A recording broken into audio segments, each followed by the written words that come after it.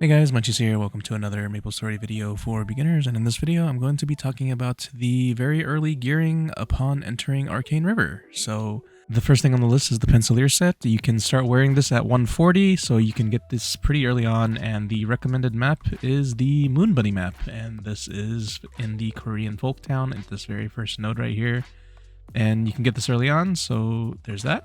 And this covers your weapon, helm, overalls, cape, gloves, and shoes. The next on the list is Chaos Horntail. If for some reason you can't do Chaos, you can start doing normal, but for the most part, if you're 200, you can generally kill Chaos Horntail right away. But this covers your neck, earrings, and then a slot of one of your rings. And this is important because you can put a potential on this ring.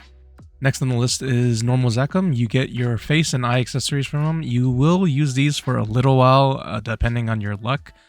But for the most part, you can use these for item drop gear later on in the game anyway, so you can get them pretty early on. Next up is Normal Pink Bean. He drops a pocket item, so you get the Pink Bean Cup, and then he also drops a belt you can use, and if you're really lucky, you will get the eye accessory for the Black Bean Mark, which replaces one of the Zakum face pieces. But the eye accessory from Normal Pink Bean is pretty rare. It drops in Chaos Pink Bean too, but it's still rare, so I recommend doing Normal Pink Bean every day if you can. Next on the list is Arcarium. He drops 2 necks, and one is very rare, and that is the Dominator Pendant. This is the one you're aiming for, and you're going to want multiple copies of this one, if possible. But in the beginning, if you do need another neck slot, the Mechanator Pendant is a okay fill-in for the time being. Normal Magnus drops a badge and a shoulder. The shoulder is nice because you can put a potential on it and add Star Force to it. And as far as rings go, you'll notice that you'll have like a lot of empty ring slots. Usually if there's an event going on, there will be a ring selector coupon. You can get event rings from these coupons, and generally when they have these, there is also a legendary potential scroll that goes along with it. That's given at either a later date or an earlier date.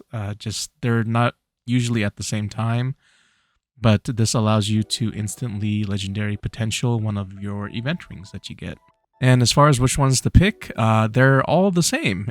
So just make sure you do not pick 2 of the same kind if you do use more than one of these selector coupons for a character. And to my knowledge, there is one that adds damage to like normal monsters or something like that, but I haven't seen it personally. But generally people advise to stay away from it because the stats it gives is less than the other rings.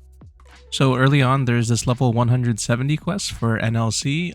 It is in your light bulb on the left hand side, and you click it and you get this long list of quests that nobody ever does. But there is this quest, and basically you will start a quest over there when you talk to the initial NPC. He's the dude in the middle, and he'll refer you to this lady to the left of him, and you just do 3 simple kill quests, and then you just finish those, turn in some other quests that are there remaining, and you should get a coin, and you can buy one of the treasure hunter John's rings. So any of these items are good too, like if you need to fill out a slot for whatever and you just don't mind doing the quest chain. The quest chain does take a little bit. Some of the kill quests are a little annoying later on, but it is like a good temporary fix to a slot if you just want to fill it out. Another thing I want to point out is some classes won't give you a secondary weapon, so make sure you have one of these once you hit level 100 because you will use it for a while until you can get to Princess No. There is a secondary weapon vendor in the Market Street for Hennessy's, and there's also one in Leafer, I believe.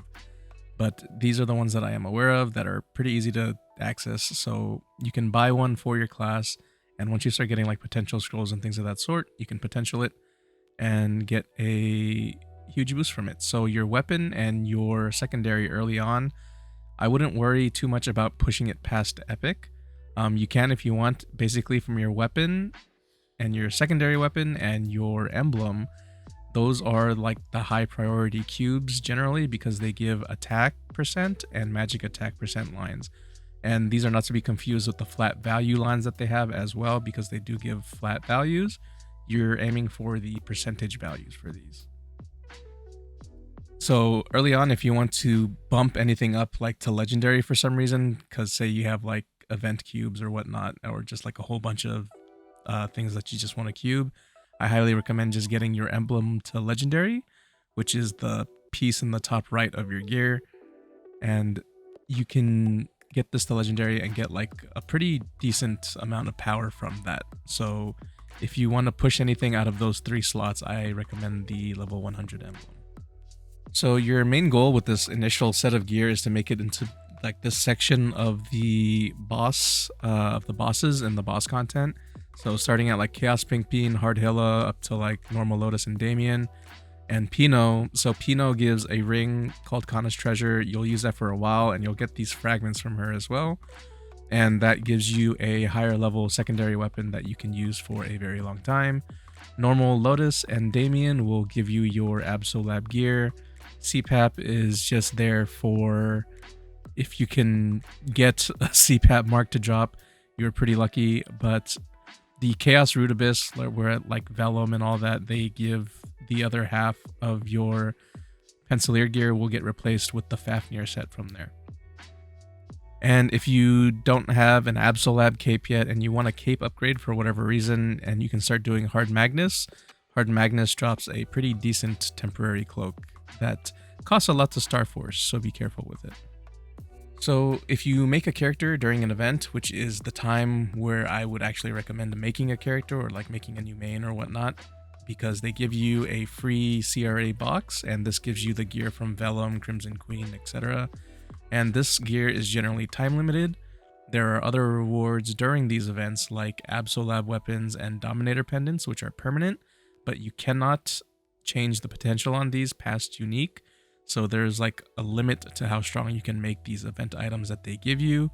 You can reflame some of them, but I would highly recommend saving your flames early on and not using it on the event gear. And once you farm your own gear, I would flame the gear that you have farmed on your own. So the gear that doesn't expire after you've used your expiring gear, if that makes sense.